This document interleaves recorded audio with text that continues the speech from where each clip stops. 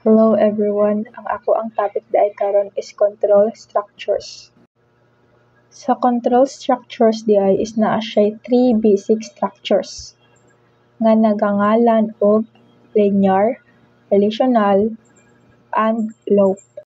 And halos pag maghimo ka og flowcharts is nagagamit jud siya og 3 basic structures kaning akong na-mention nga tulo ka buok. To make the power of the flowchart really absolute, these 3 structures had to be stitched together as one. So it means para magbuhat ka og flowchart is mas nindot jud ug mogamit ka aning 3 structures para mas ma-emphasize nimo ang imong gusto ibutang sa flowchart and also mas masabtan sab siya. Example number 1.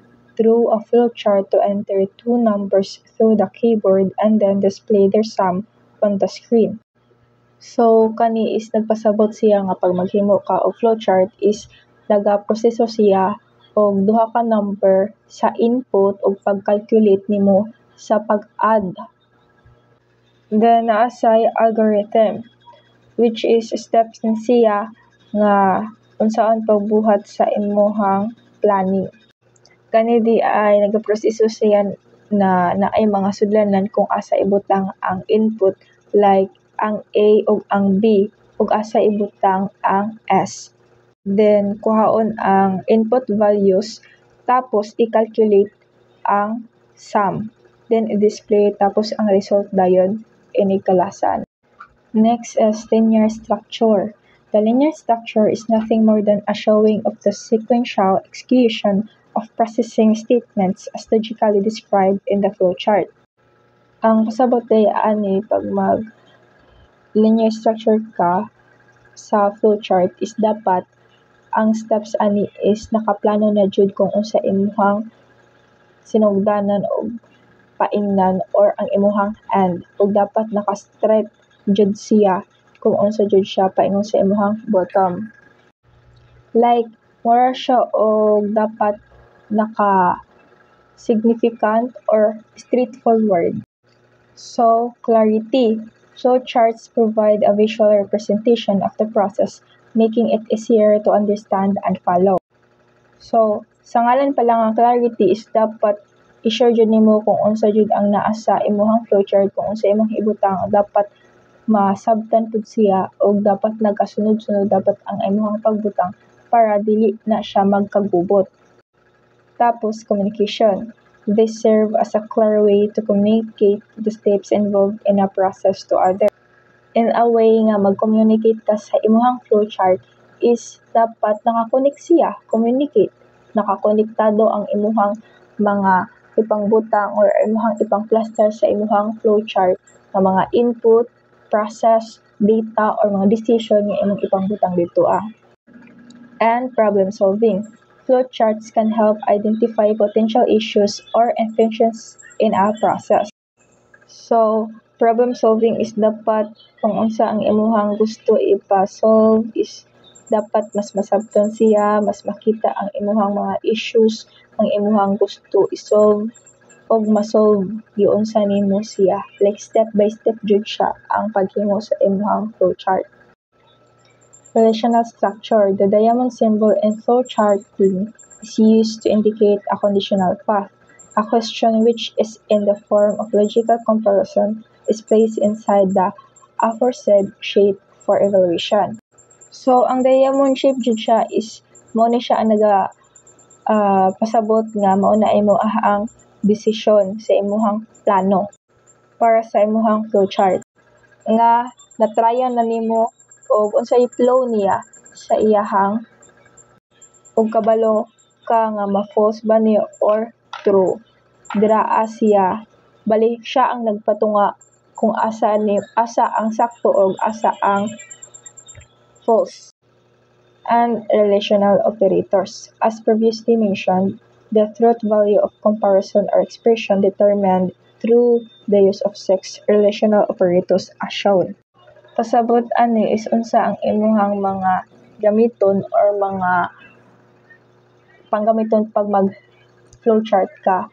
For example, ani is library book search. nangita siya libro nga ma-match sa iyang gusto nga gipangita. Bali mura gyapon ni siya og equal, less than, greater than, not equal, less than, or equal, greater than, or equal. Bali mura siya na siya value. For example, mauna ang ihang example. Infinite loop. Again, there is infinite loop when the execution of steps is repeatedly done without let up and without definite ending point. So, ang infinite loop is magbalik-balik yun ni siya. Wala ni siya parang wala ni siya katapusan. Mauna ang pasabot sa infinite loop, magtuyok-tuyok ra na siya o balik-balik. Example ani is nag-start siya tapos ang iyang start is the process begin. Nag-start yun siya. Then do something, some action is performed. So diri ang part is nag-perform na siya kung unsa man imuhang gusto ipa-rating or ipa-loop. Then loop back. The flow immediately returns to do something without any condition to stop it. This creates an endless cycle. So bali, nag-look back siya, nibalik siya sa do something, nagtuyok-tuyok ra siya, do something, balik na siya, look back, do something, look back, kanon start, do something, inana, balik-balik ka, ug tuyok-tuyok yun ang iyahang gibuhat, mao jud na ang infinite loop. Then may infinite loop no.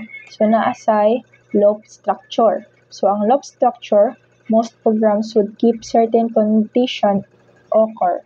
This action of performing a repetitive task is known as a loop. So mao da ito, ang loop is magtuyok-tuyok jud siya. So sa programming, ang loop is pwede siya maka-block sa imuhang gi-code para lang magbalik-balik siya ug magtuyok-tuyok jud ang imuhang looping ug mag-looping jud siya patuyok-tuyok sa ihang gusto nga hantod maabot sa ihang gusto nga paingnan or mapaabot sa tinuod niya nga gusto mapaabot. Ang loop structure sub is naa siya example like start number 1, start with counter 1, then ikaduha print the value of counter, ikatulo increase counter by 1, ikaupat repeat steps 2 and 3 as long as counter is less than or equal to 5. It means, so, sa kaning example is makita jud nimo siya nga ang start niya is 1, then nagprint siya og value sa counter which is ang 1. Then gipa-increase niya ang counter nga 1. Then nag-repeat na siya, mao na ihang step 2. Gipa-repeat niya hantod pataas kay iya man gipa-increase. Hantod mo lapas sa 5. So, sa kana nga part is mahimo siya true. Bali, siya ang diamond sa imuhang flowchart. Then, nested relational structure. A relational structure normally reflects a sample evaluation process, and that is by comparing two values in a single decision box. So, diri nga part is bali mo ra siya gi-compare kung asa diri sa duha ang tinuod nga values or asa jud ang hiyang isa ra jud nga decision. Bali mangita jud kag isa lang ka decision or statement nga dapat iyang mapaingnan. Kunwari, as paingin ka sa truth, so dapat ang imong truth is mapaingon na siya sa imong end. Then, or ang imong false is mahimo siya og truth, then end.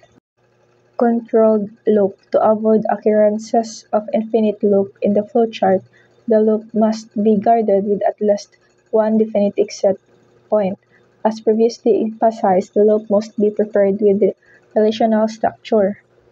During a part kung para lang ma-avoid nimo ang infinite loop or di ka gusto or imong malikayan ang pagbalik-balik sa imuhang program is maggamit ka og relational structure or decision para moabot siya sa false para ma-provide pud siya og mahimog terminate. Terminate means ma-end siya, dili na siya magtuyok-tuyok. So maghimo jud ka og or magbutang jud ka og relational structure para di jud magtuyok-tuyok ang imuhang G-code. And that's all. I hope nga kani nga topic ang controlled structures is naa kay na sabtan sa ako ang gidiscuss, ang ako ang gipang istorya about sa pag flowchart, pagbalik-balik sa infinite, sa pag-looping, o daghan pang nahisgutan nako nga mga topic. I hope na kanatun-an kay ako pod is naapugoy natun-an dili ra kay tungod ako yung nag-istorya diri is ikaw ra jud ang ako ang gusto mapatun-an, which is ako sab is nakatuon sab ko sa pamagitan ani nga pag-discuss sa pag-report. That's all. Thank you.